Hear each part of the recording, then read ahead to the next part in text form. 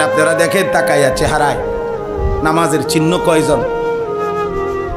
আপনারা চেহারায় চুল তাকাইয়া দেখেন, জিজ্ঞাসা করেন আপনাদেরই ছেলে পেলে যে বাবা এই চুলের সাথে তোমার আল্লাহর সম্পর্ক আছে কিনা, নবীর সম্পর্ক আছে কিনা, সাহাবার সম্পর্ক আছে কিনা, কোন আউলিয়া মাশায়েখ পীর বুজুর্গের সম্পর্ক আছে কিনা, তোমার মসজিদের ইমাম সাহেবের সাথে এই চুলের সম্পর্ক আছে কিনা, তোমার বাবার সাথে সম্পর্ক আছে কিনা, তোমার দাদার সাথে সম্পর্ক আছে কিনা, তোমার বংশের সাথে সম্পর্ক আছে কিনা,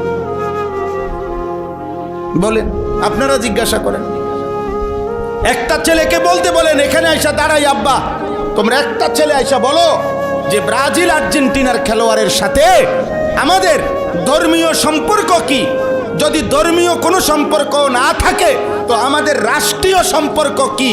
বাংলাদেশের অর্থনীতি, সামাজিক, বাংলাদেশের উন্নতি, প্রগতি, আধুনিকতার জন্য শুধু মাতৃভূমির মায়াও যদি থাকে, একটা নাফরমান বল এটা এখানে দাঁড়ায়া আর্জেন্টিনার ব্রাজিলের খেলোয়াড়ের সাথে আমাদের বাংলাদেশের উন্নতির কি সম্পর্ক? বল।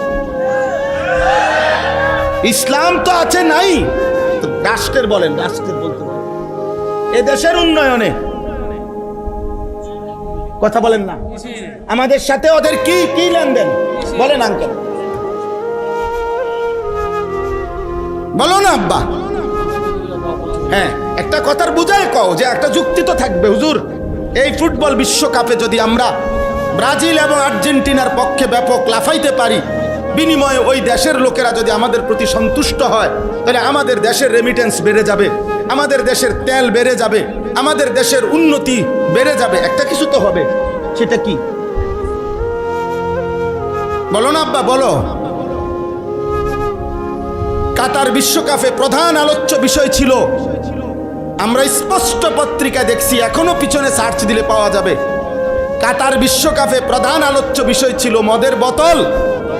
কাতার সরকার আইন করছিল স্টেডিয়ামের ভিতরে মদের বোতল সরাসরি খাওয়া যাবে না। এটা নিয়ে সারা বিশ্ব, ইউরোপ তখন বিতর্ক করছিল যে না, এটা স্বাধীনতায় হস্তক্ষেপ, যেখানে অবাধে মদের বোতল।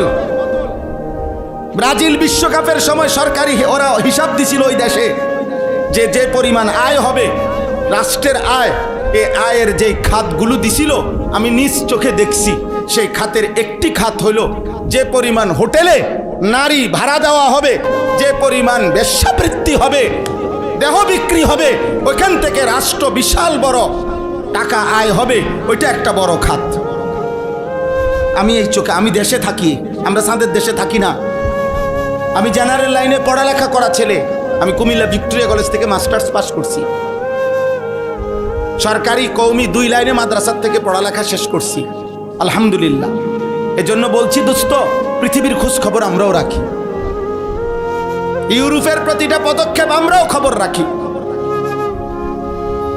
বলো না আব্বা, তোমরা ইনসাফের সাথে বলো, একটা ছেলে এই একটি ফুটবল বিশ্বকাপকে কেন্দ্র করে কি পরিমাণ জুয়ার খেলা হবে? এক এক খেলোয়াড়ের নামে, দলের নামে কত কোটি কোটি ডলার জুয়া হবে, বলেন বলেন। খেলা হইল ফুটবল, কিন্তু 3 দেশে 3টা উদ্বোধনী অনুষ্ঠান হবে, 3 দেশের সম্মিলিত আয়োজনে 3টা উদ্বোধনী অনুষ্ঠানের মধ্যে অসংখ্য নর্তকী নাচবে। তো নারীর নাচের সাথে ফুটবলের কি সম্পর্ক? বলো না ভাই, ইনসাফ করো আব্বা, নর্তকীর নাচের সাথে ফুটবলের কি সম্পর্ক বলেন। এমন দুনিয়াত বেশি দিন থাকতাম না, এই জন্য চিন্তা করছি কইয়ে যাই না, বুঝেন না? কে এর ষড়যন্ত্র করবো, কে হুমকি দিব, কে ধমকি দিব, যে যেটাই করবো কোনো অসুবিধা নাই। গুলি করুক আর গুম করুক, খুন করুক আর জখম করুক, যে যেখান থেকেই মেরে ফেলুক, শেষ পর্যন্ত আল্লাহর কাছে ফেরত পাঠাবে, ফেরত পাঠাবে না। আর ওই মালিক জুলুম করবে না, তিনি ইনসাফ করবেন। তিনি তো দেখছেন, তার জন্য বলছি কিনা, তার জন্য বলেছি কিনা। দুনিয়া খুব কেয়ারফুল থাকলেও মরে যায়, একেবারে খুব। আমি আমার পরিচিত একজন করোনার সময় 4 তলা একদিনের জন্য নামে নাই। ওনার পরিবার বলছে উনি মারা গেছে, আর হচ্ছে শুধু হুজুর একদিন বিকাশে, আরে মোবাইলে কোনোভাবে টাকা নাই, কেউ ফোনটা ধরতেছে না, শুধু নিচে বিল্ডিংয়ের ওনার নিচতলার সামনেই দোকান, নাইমা দোকানের শুধু কইছে টাকা দিত, সাথে সাথে উঠতে গেছে। এই সময়ে করোনা ধরে লাইছে, উনি মরে গেছে। সর্বোচ্চ সতর্ক অবস্থায় উনি মারা গেছে, অসতর্ক অবস্থায় কোটি কোটি মানুষ মরে নাই। বোঝেন নাই কথাটা? তাহলে মূলত সতর্কতা অসতর্কতা, সতর্ক থাকতে নিষেধ করি না, কিন্তু মূল কথা হলো 3 বেলা নিয়মিত খানা যে খায় তারও মৃত্যু হয়, অভুক্ত যে থাকে তারও মৃত্যু হয়।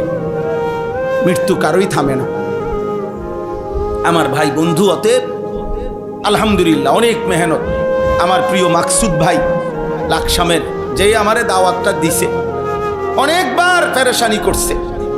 এই মানুষটা দিন রাত নিজের এলাকায় কোথায় কোনখানে একটা মাহফিল, একটা আলেম ওলামা আনা যায়, ওনার সারাদিন এই ফিকির, সারাদিন আমার কতভাবে যে বুঝাইয়া আনছে যে হুজুর অনেক ভালোবাসা নিয়া এলাকার সর্বস্তরের জনগণ মিলে, নওজোয়ান ছেলেরা, বয়স্ক বাবা চাচারা সবাই আন্তরিকতা নিয়ে এই মাহফিলটা সাজাইছে।